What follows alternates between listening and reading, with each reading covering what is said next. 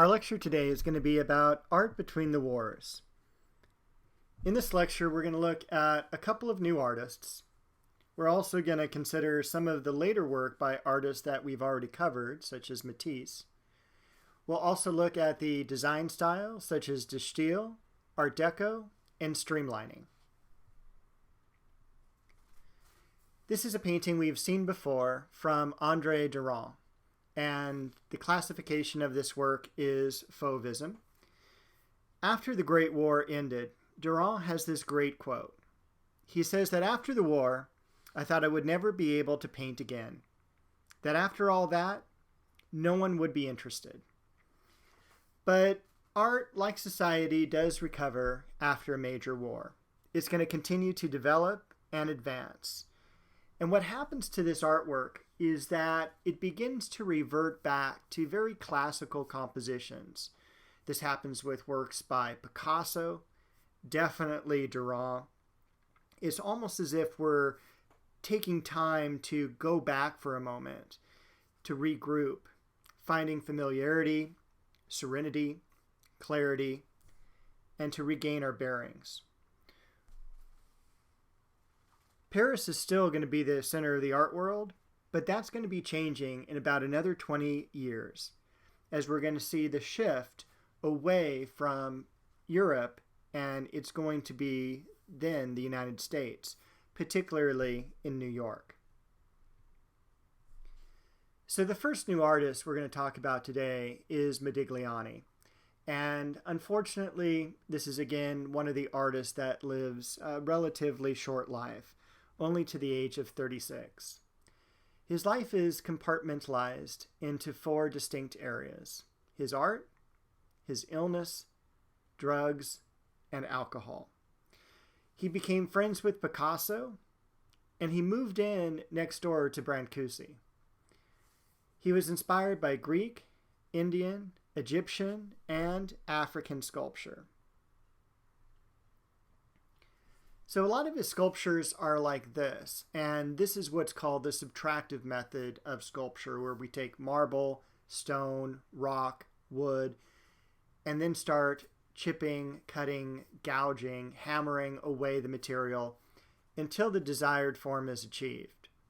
It's much different than the additive process of sculpture like bronze and assemblage and such, where we're building onto an object, and Modigliani did not like that way of sculpture at all. He loved the subtractive method. His works are very unique and they're very identifiable. Figures with almond-shaped eyes. If you've taken earlier classes on ancient civilization, this very much is reminiscent of the archaic style in both Greek and Etruscan civilizations. We have that very elongated nose and very abstract facial features. And I can't help but think that Brancusi, his neighbor, definitely helped influence his decisions. But today Modigliani is mostly noted not just for his sculptures, but for his paintings. And you have to imagine, too, someone who was struck with certain health issues is not going to be able to move around sculpture and such. A lot of people argue that the reason Modigliani stopped doing sculpture was because it was more costly, and this was a very poor and broke artist most of the time. But I argue from the standpoint that this is an individual who was suffering health issues, and it was very difficult for him to move around sculpture. So on these paintings, again, they kind of look like painted sculptures in a way. Those almond-shaped eyes, distinct eyebrows, that long nose. These are individuals that many times he would find in cafes, and this is the way Modigliani made his money. We have very few of these paintings that have names attached to them. In fact, you'll see them sold at auctions under the name of boy, woman, or young man. When we get to the nude figures such as this, these are professional models. And with these works, they were most likely influenced by works that Modigliani saw in Italy. and this work is from the 16th century artist Titian. Modigliani had one solo exhibition, and because of the nude figures in the display, the police closed it down for causing a public nuisance. Modigliani was also a teacher, and he taught this artist, CHAΗM SOUTINE. Now, Soutine was an artist who frequently reworked or destroyed his art, and as odd as that may sound, it's not anything new when we look back to history. During the 1400s, the famed sculptor Donatello would consistently destroy his own works. The same could be said for Claude Monet, and even the contemporary artist Jasper Johns. This is one of Soutine's paintings, and this is an artist who was definitely inspired by both Van Gogh, because he did use the impasto brushstroke, and also the artist Cézanne. And so when we look back to a Van Gogh landscape, such as this, or a Cézanne landscape, we see that definitely there's some influence going on. But even Soutine today is looked at as perhaps having inspired forward the abstract expressionists of the 1940s and 50s. And here we are looking at a Willem de Kooning painting. De Kooning consistently reworked these paintings as well. This is one of Soutine's most famed portraits. It's just called Woman in Red. And we can definitely see that red is the predominant color. I mean, look how it saturates this work, not only with the dress itself, but the necklace, her skin tones, and the background. It's like the only thing that stands apart from that is perhaps her hat. And then when we look at it and consider that it's a portrait, it almost falls under a different classification, more of a caricature, with the way that her face is distorted, the same as her hands and her figure. Soutine was also a big fan of the artist Rembrandt, and we have a painting by Rembrandt at the left here, and it's just called Butchered Ox. The work at the right by Soutine is called Carcass of Beef.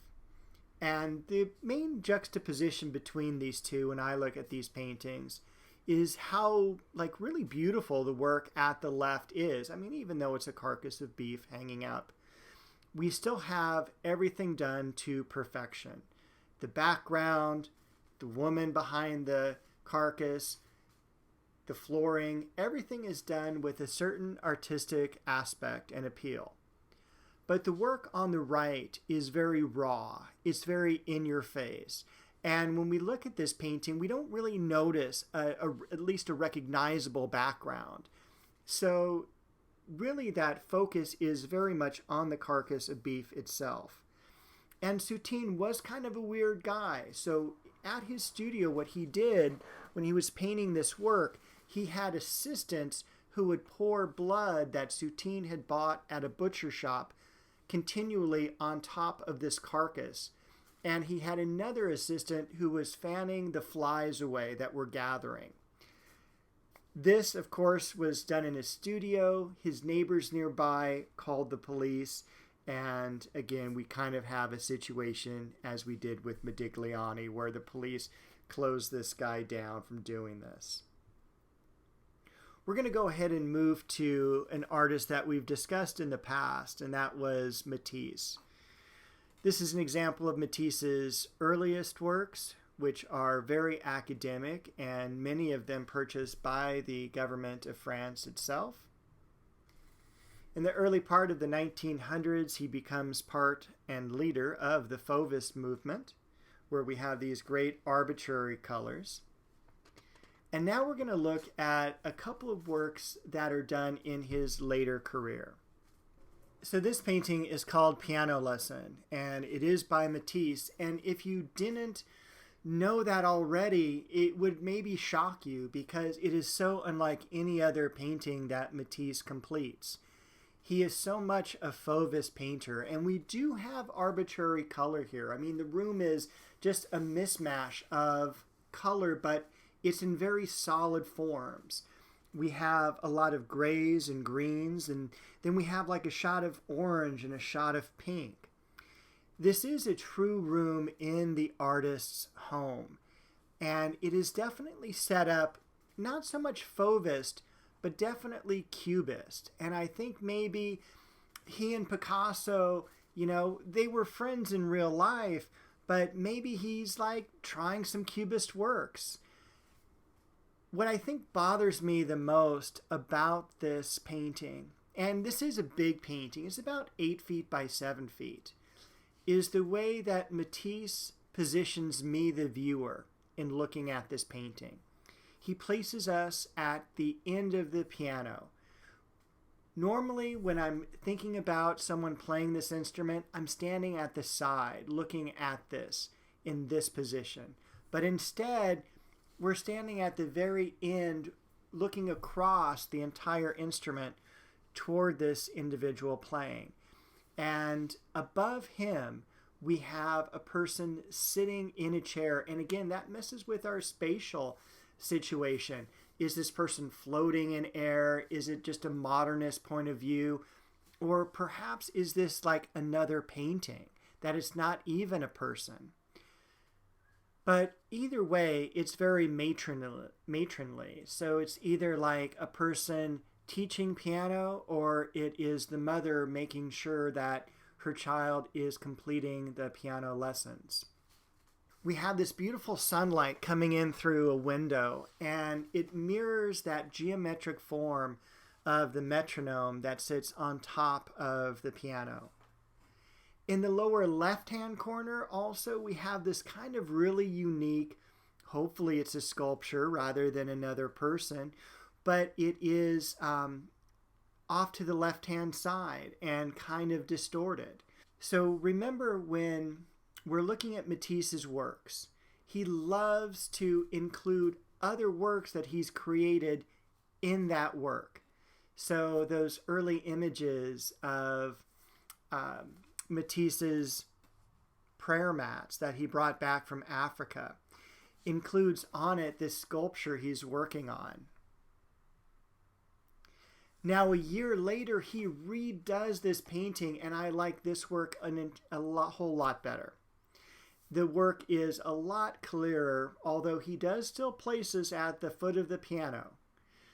But we look around the room, and it looks a lot more realistic, even though it's more in Matisse's, coloring and line style.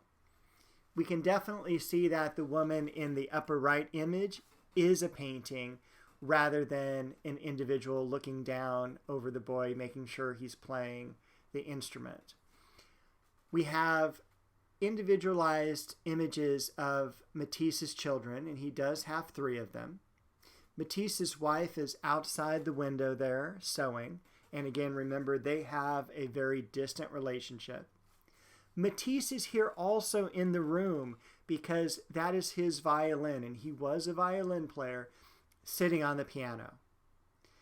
When we look out to the landscaped yard, first of all, it's really beautiful with the pond and everything like that. The figure behind the pond, again, is an image of a sculpture that Matisse has worked on in the past. If we were in a class together, I would have shown you this image first, and we would have done an official compare and contrast of these 2 artworks. And this is something that art historians love to do, and it's something you should really consider when you're working specifically on papers. Just write kind of like a cross on a piece of paper, 1 image to the left, 1 image to the right, and you start listing down the different attributes that you see on either side of that cross. So here's an image of the painting that was behind the young man. And here's the sculpture that we saw at the backside of the pond in the second figure. This is also the age where Matisse is working on the Ballet Russe. along with other modernist artists, such as Picasso. So now let's move on to 3 new design styles: Art Deco, De Stijl, and Streamlining. But before we get there, just to recap, earlier on in the semester we talked about the arts and crafts movement, which was led by the gentleman at the left there, William Morris, and the arts and crafts style originated up in England around the year 1860 and went all the way to around 1900. There was a particular tie-in between the artist and the work that he created. These works are very much handmade, they're very much high quality, and they rely on forms found in nature. So these are going to be very organic forms, very curvilinear in style. Right at the first part of the 20th century, we get Art Nouveau, and this leads us all the way up to the First World War. The outward appearance of these works is very similar to arts and crafts. The idea that we have organic forms, we have curvilinear line, and a very natural component to these works. However, Art Nouveau is very modernist. These artists are utilizing new materials, new techniques, and of course, advancements in science and technology. We're looking at all this wonderful electricity, and we have the light bulb that's just been invented, and we have these new colors inside the home, these artificial colors that are created from this stained glass. And of course, the portrait of Adela Bloch-Bauer, completed in 1909, is definitely in the Art Nouveau style. Look at all those curvilinear lines and shapes, and just, it's a really great painting. However, World War I does come around, and when we emerge after the war, we have what's considered Art Deco. The defining characteristics are 90-degree angles, straight lines, geometric shapes, and the use of modern materials such as chrome and bakelite, which is the world's first synthetic plastic. It was very popular during the 1920s and even into the 1930s. And of course, when we think of books like The Great Gatsby, that's totally about the Art Deco age. The name does originate from the International Exposition of Modern Decorative and Industrial Arts, basically the World's Fair of 1925, which takes place in Paris. And here is a poster of that World's Fair. Now, early Art Deco was definitely a mix, a hybrid, if you will, of Art Nouveau and Art Deco. We have some curvilinear line and organic motif here, but the work starts to become more opulent. And that's definitely a word I would use to describe Art Deco. It is for the upper class, the upper crust of society. My example here is Skyscraper Step Table by Paul Frankel, and it shows you all the elements that we're used to seeing in Art Deco. Straight line, 90-degree angle, geometric shape, and the use of new material, in this case bakelite, our first synthetic plastic. And of course, following Skyscraper Step Table, we have to have Skyscraper Bookcase, right? So what these forms do is they start to mirror the forms of the new landscape, the new skyline of New York. And Paul Frankel, who was one of the top designers in the 1920s, had a studio a couple blocks away from the Empire State Building. So he would have seen all these new skyscrapers being built around him. This is Skyscraper Chair. But just like Art Nouveau did, Art Deco is going to encapsulate everything about the 1920s and 30s in terms of art.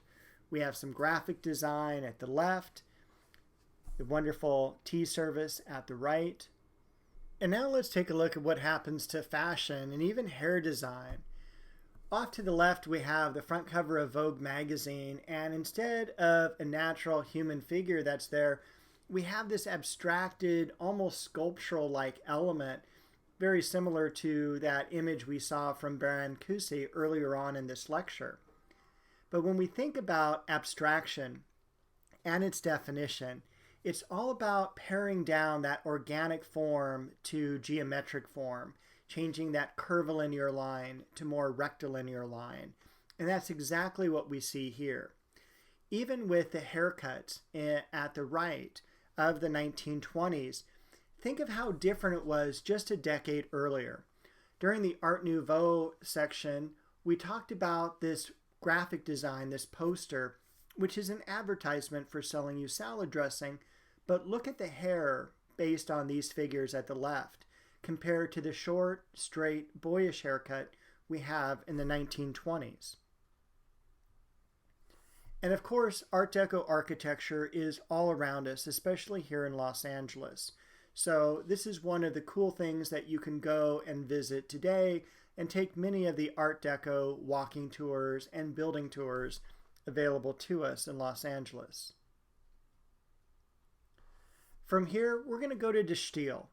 And this is a design style that happened simultaneously with Art Deco, but it's concentrated in Holland.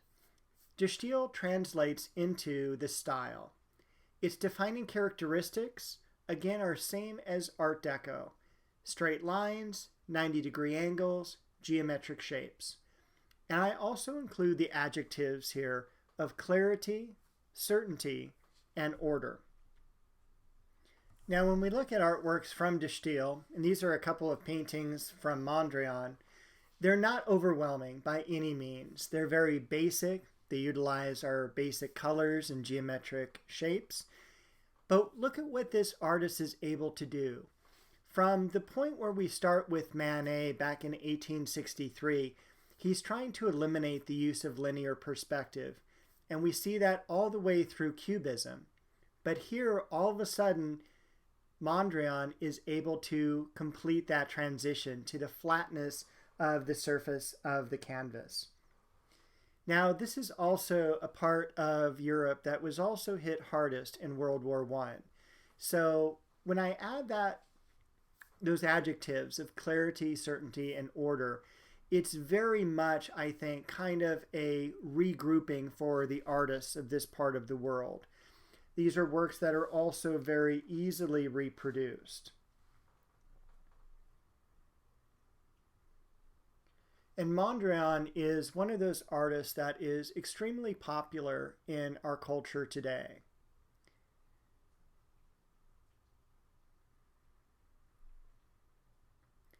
Mondrian is seen here in the lower right-hand corner of the photo with the round circular eyeglasses. In fact, those are one of his staples. This is one of his earlier works, and he was very much inspired by Monet.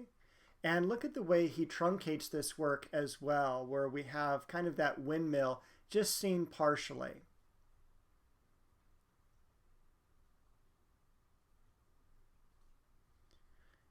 And again, kind of truncates the work very much like Degas does in his work of the ballerina there at the right.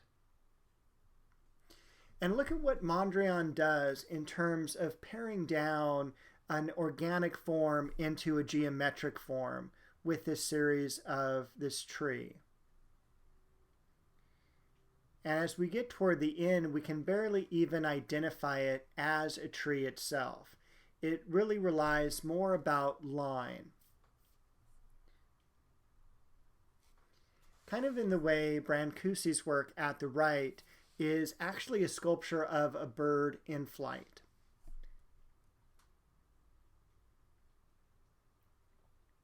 Not at all like the image of Van Gogh's tree there.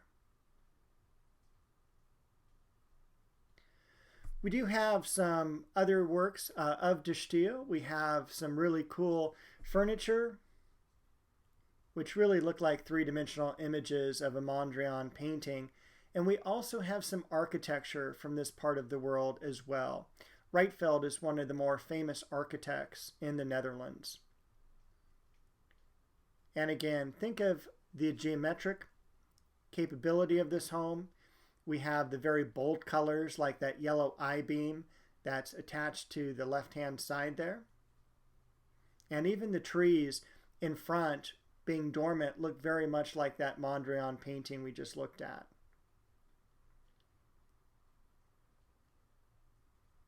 And I'll show you a few pictures of the inside of the home.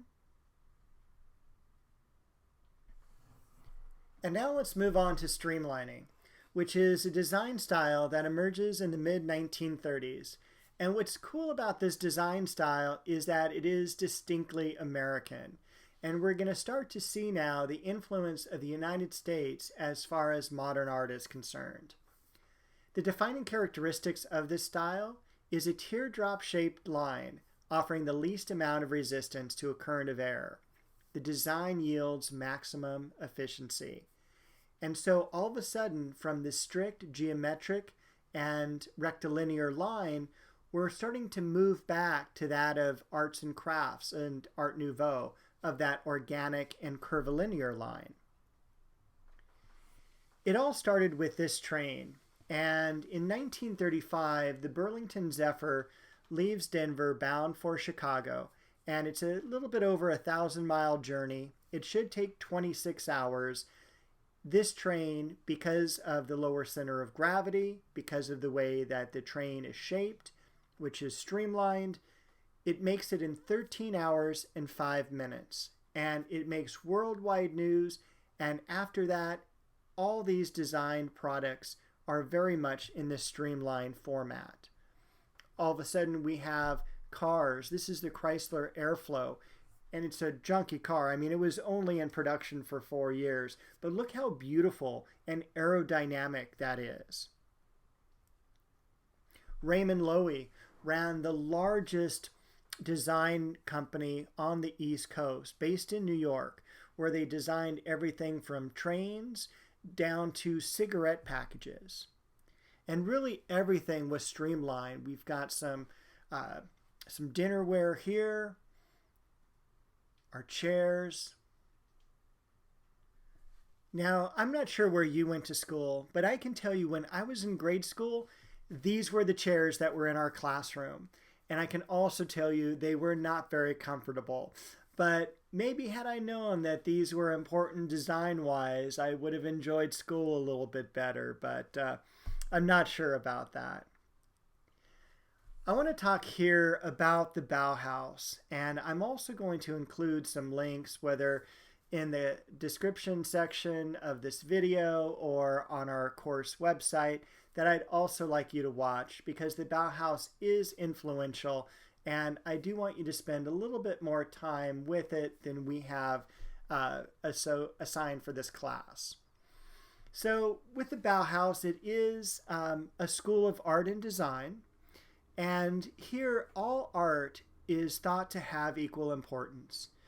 Normally we have kind of like the fine art of painting and sculpture separated out from photography or separated out from ceramics. But here, no matter what you produced, it was a very much a level playing field. This is also a school that is for the first time a school of modernism, of the avant-garde. It teaches us that non-traditional element, and it's the first time we ever see this. It opens in Germany in 1919. It is closed upon Hitler's rise to power for being, quote, un-German.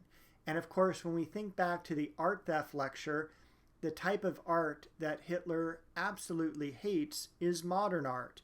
What is being produced at the Bauhaus is 100% modern art. The Bauhaus itself had 4 different locations, starting off in the Weimar Republic of Germany and ending up in Dessau, which this is the most famous image of the Bauhaus. And you can see what a unique building it is. It is very fluid, not only from within, but also on the outside of the building as you would drive around it and also under parts of it. But you would, in this image, I would say the very upper left-hand corner, that is where like the cafeteria is and kind of the recreational area. The segment that's off in the lower left is the dorms, and then the rest of the area, that L shape, is the studios and also the classrooms. It is a building that you can see entirely all the way through. One of the classrooms. And I'll tell you a little bit about the teachers who were there. Laszlo Moholy-Nagy, who is Russian and he fought on the Russian front in World War I, is famous for photography. And here we've got his image of a radio tower in Berlin. And instead of staying on the ground and pointing the camera up, he climbs on top of the radio tower and focuses at the ground and gives us a very modernist look to this image. He's also famous for sculpture and graphic design. This is one of his sound machines. Joseph Albers and his wife Annie were students who became teachers at the Bauhaus. His wife Annie is noted for the textiles that she produces. Joseph Albers, graphic design, and the image at the right that you see is actually colored glass. Oskar Schlemmer was the director of the Bauhaus theater troupe, but also a sculptor. Marcel Breuer, famous for the steel-tubed chairs. And Nam Gabo, he was one of the last people to leave the Bauhaus. Literally, as Nazi troops are coming into his studio, he's exiting out the other door. The good news is that many of these students, instructors, administration of the Bauhaus are going to immigrate to America, helping to make America, and particularly New York, the center of the art world post-World War II. Nam Gabo is noted for these works of nylon that is wrapped around pieces of lucite. And then here's one that we had at the LA County Museum of Art. It is a really great work, and it's right next to Magritte's This Is Not a Pipe painting. With that, I'd like to end our discussion of art between the wars, and I will see you at the next lecture.